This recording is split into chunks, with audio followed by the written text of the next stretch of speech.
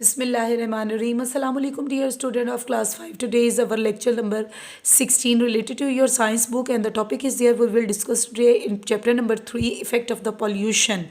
क्या असरात होते हैं पॉल्यूशन के, क्या असरात होते हैं आलूदगी के। आज हम इसके बारे में तफसीलन पढ़ेंगे और इसकी वजूहात पढ़ेंगे कि किस वजह से ये होता है और क्या इसका नताइज होते हैं।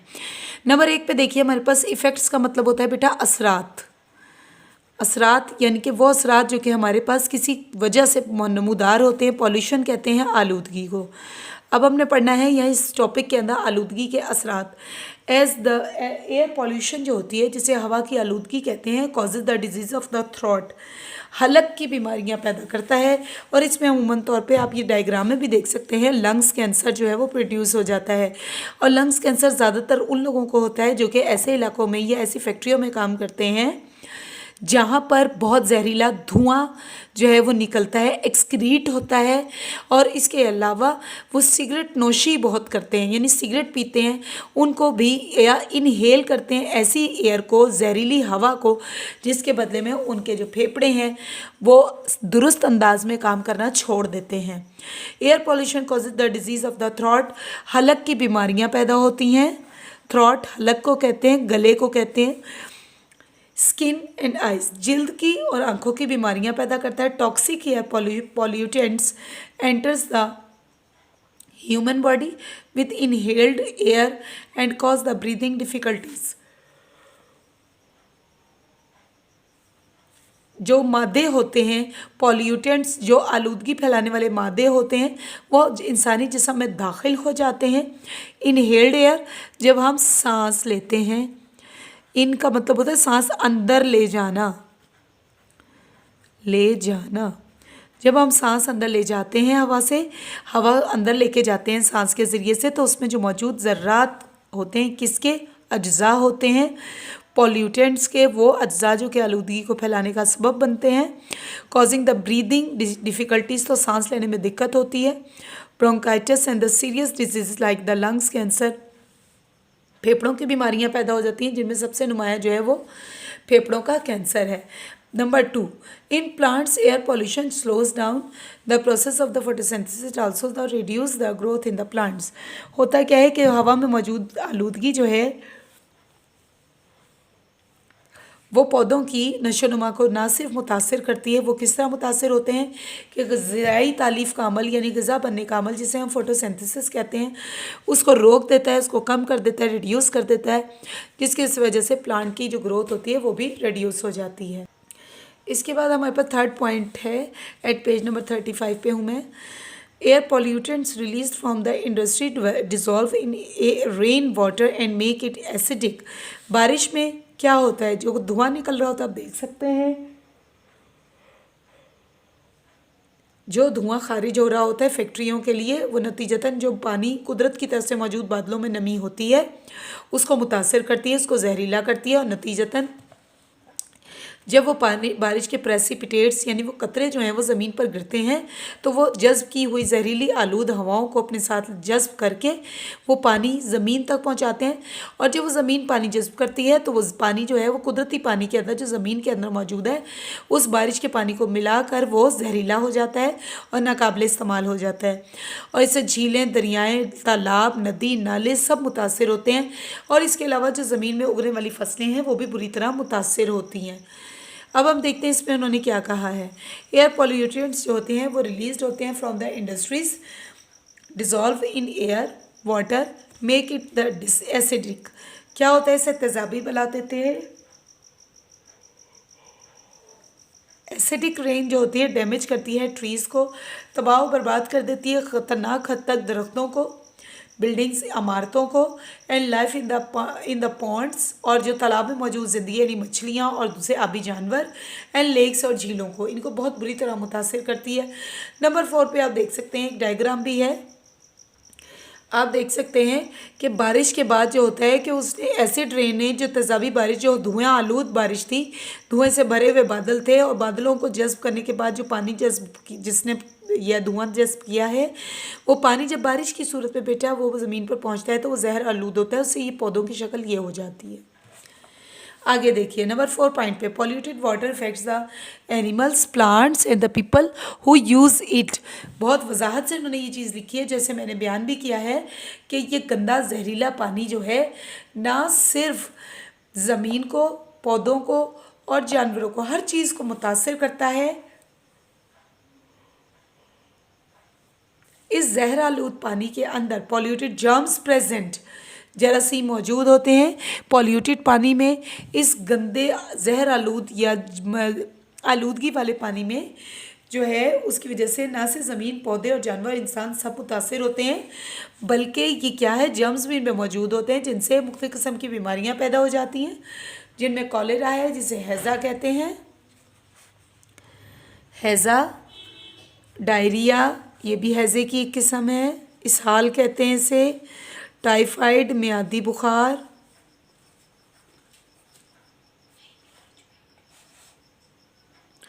और इसके अलावा डिसेंट्री, पखाने वगैरह का लगना।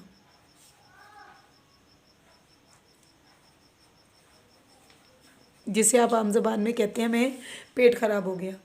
नंबर 5 पे देखिए हमारे पास क्या है, टॉक्सिक मैटर्स जो होते हैं like the mercury, lead, chromium, arsenic, ये सारे क्या हैं बेटा, मेटल्स हैं, मुख्तलिफ़ किस्म के मैटर की डिफरेंट फॉर्म्स हैं, और ये सब साइंस की ज़ुबान में इनके नाम हैं। मरकरी है, लेड है, क्रोमियम है, arsenic etcetera are present in the industrial waste with which pollute the water and land environment. आपने देखा है आजकल बहुत ज़्यादा स्मॉग फैला हुआ है, हर तरफ धुआं ही धुआं जैसे धुंध की सूरत में नज़र आता है। ये सारा फैक्ट्रियों का बेटा धुआं है जो कि इस वक्त ऑल ओवर दी पंजाब आपको दिखाई दे सकता है। ये फैक्ट्रियों का धुआं जब ज़्यादा ऊपर मौजूद हवा में जज्ब नहीं होता तो नतीजतन क्या होता है कि ये हवा में मौजूद जो कुदरती अज्जा होते हैं उन्हें तबाह कर देता है। और ये इंडस्ट्रीज़ में ये जो मैंने जिन मेटल्स का नाम लिया है, जिनमें मरकरी है, लेड है, क्रोमियम है, आर्सेनिक है, ये सब की सब कुदरती चीज़ों के अलावा जो फैक्ट्रियों बनने वाली चीज़ें होती हैं उनकी बनावट में इस्तेमाल होता है। और ये सारा जो वेस्ट मटीरियल है वो पानी की सूरत में मुख्तलिफ़ किस्म के दरियाओं में, झीलों में, नदियों में, नालों में फेंक दिया जाता है। ड्रेन सिस्टम जो है इसका नक्कासी आपका जो निज़ाम है वो नाकिस है, और इसको साफ़ करके नहीं बल्कि ये गंदा पानी ही फैक्ट्रियों का जो जिनमें ये मुख्तलिफ़ किस्म के मरकबात मिले हुए होते हैं उसको फेंक दिया जाता है। नतीजतन क्या होता है, हमारे रिवर में आप दरियाए रावी की मिसाल ले लें, हम लाहौर जाएं या लाहौर से आते हुए देखें तो दरियाए रावी में पहले कभी पानी हुआ करता था, वो बिल्कुल खुश्क हो चुका है। वहाँ इर्द गिर्द की जितनी भी फैक्ट्रीज़ हैं वो अपना गंदा पानी जो है वो इन्हीं दरियाओं में छोड़ती हैं, जिसके नतीजे में अब वहाँ मछलियाँ भी दस्तयाब नहीं हैं।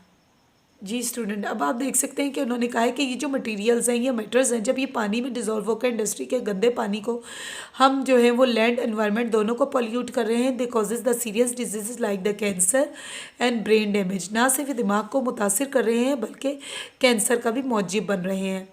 Toxic chemicals and the bacteria 6 number पर देखें, bacteria from the rubbish and the other solid waste when the washed into the river and the oceans pollute the water and the harm the life in water. होता क्या है कि toxic chemical का क्या काम होता है, बैक्टीरिया जो होते हैं वो रबिश यानी कूड़ा करकट से इसमें शामिल हो जाते हैं, और इसके बाद क्या होता है, इनको रिवर में और समंदरों के पानी को ये पॉल्यूट कर देते हैं, आलूदा कर देते हैं।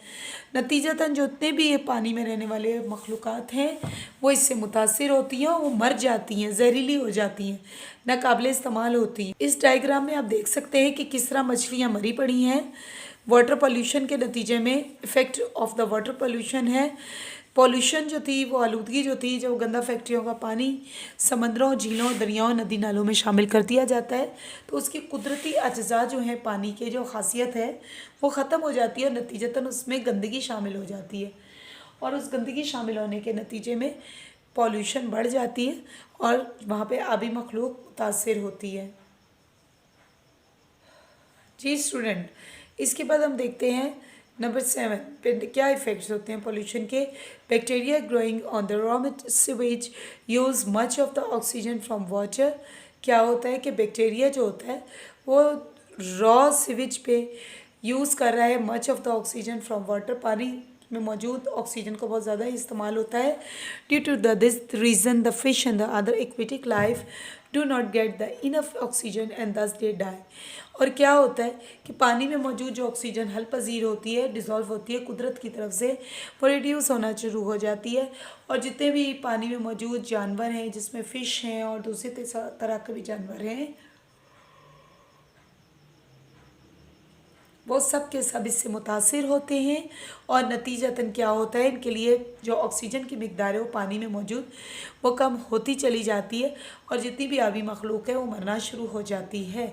नंबर 8 पे क्या है वो देखते हैं।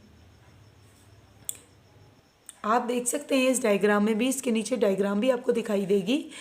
ऑयल फ्रॉम द टैंकर्स और the ship wreck spreads over the surface of the sea water and damages the sea animals। और समंदर में मौजूद चीज़ों को मुतासिर करते हैं और इनको डैमेज करने यानी वो नुकसान पहुंचाने के अलावा उनको मार भी देते हैं। ऑयल टैंकर्स वगैरह जो होते हैं कि जब उनमें तेल वगैरह रिस जाता है या उसमें से निकलना लीकेज शुरू हो जाती है ऑयल की, तो नतीजतन वो समंदर में मौजूद है जहाज़, लिहाजा वो पानी के अंदर ही तेल जज्ब हो जाता है। और जितने भी अभी हयात है, जितने भी जानवर वगैरह हैं, जब वो इसमें इसको इनहेल कर रहे होते हैं, जब वो इस केमिकल को भी इनहेल साथ करते हैं या इसको पीते हैं, जो उनका खुराक का ज़रिया है वो पानी ही है, तो नतीजतन उनकी ज़िंदगी को ख़तरा लाहक हो जाता है। आप साथ में एक पेज देख रहे हैं डू यू नो का। Running the engine of the motor vehicle is closed garage can make a person unconscious और even cause the death due to carbon monoxide released in the smoke. कुदरती तौर पे अल्लाह ताला ने बहुत सी हवा में गैसें रखी हैं, इसमें कार्बन मोनोऑक्साइड जो है वो ऐसी गैस है जो कि मौत का पैगाम लेके आती है। जो हम मोटरसाइकिल या गाड़ी वगैरह गैराज में बंद करके खड़ी कर देते हैं, तो जो धुआं निकलता है गाड़ियों से या उस वक्त जो मौजूद होता है, वो किसी भी इंसान या जानदार की मौत का सबब बन सकता है, क्योंकि इस धुएं से निकलने वाला कार्बन मोनोऑक्साइड जो है वो बहुत हार्मफुल होता है और ये डेथ की कॉज बन जाती है, रिलीज़ जो होती है carbon monoxide in the smoke. So student, आज हमारा यहाँ लेक्चर मुकम्मल हुआ। इंशाल्लाह कल लेक्चर नंबर 16 के साथ हाजिर होंगे। आपने तब तक हमारे ना सिर्फ हमारे चैनल को सब्सक्राइब करना है, शेयर करनी है वीडियोस अपने फ्रेंड्स के साथ, और आपसे एक डीपली रिक्वेस्ट है बाय हार्ट कि आपने हमारे चैनल को लाइक करना है और बेल आइकन का बटन दबाना ना भूलिएगा। ज़्यादा ज़्यादा कमेंट्स भेजें ताकि हम अच्छी से अच्छी वीडियोस और लेक्चर्स जो है वो आपके लिए अपलोड करें और आप इससे इस्तिफ़ादा हासिल करें। Thank you so much. Allah हाफिज़।